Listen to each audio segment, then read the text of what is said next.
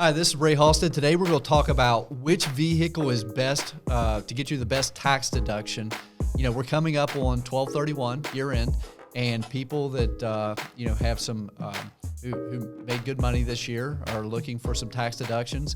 And for the folks that feel like that they may need a vehicle within the next couple months, they're trying to make that decision.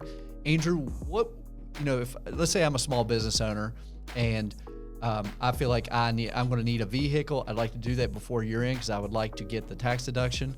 What vehicle would you recommend what kind of vehicle would produce what kind of tax deduction? Yeah, so, just like with any other tax deduction, it depends.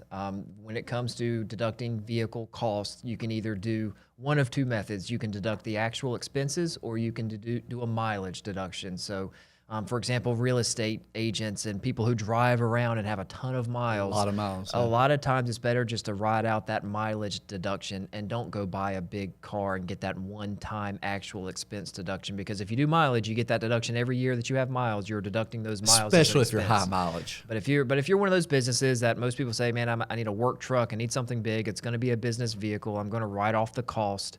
And I'm going to do the actual expense method for this. The first thing you need to think about is making sure it's got a GVWR, a gross vehicle weight rating over 6,000 pounds. That's going to make sure that you can accelerate the depreciation on that and speed up the write-off. And when you talk about GVWR of over 6,000, you're basically talking about your 1,500 pickups, like your big pickups, your full size pickups, your Tahoes, your Suburbans, things like that. Yeah, I mean, not your small trucks. I mean, it's going to be the bigger trucks. Exactly. Like a 6-foot bed. Also, a 6-foot bed. So if you're over 6,000 pounds, that puts you into two different accelerated depreciation categories: Section 179 and then bonus depreciation. It gets complicated. There's a lot of nuances to both. But if you're over 6,000 pounds, you're going to qualify for bonus depreciation, and you can write that entire price off. New or used, doesn't matter. That was a big change. Because bonus, used to be you had to use, for bonus, to get bonus, you had to have a brand new vehicle, but they changed that. Yeah, so it's also important to note, bonus depreciation, again, that's a conversation for another video, but you may not want to take bonus depreciation for certain reasons, so you want to take Section 179. So if you want to make sure you get the max 179 expense deduction, make sure it's over 6,000 pounds and it has a cargo area, a truck bed of over 6 feet or greater. If it's less than 6 feet, you're going to be limited on the amount of your write-off. So those are the things really to think about. 6,000 pounds and 6 feet truck bed.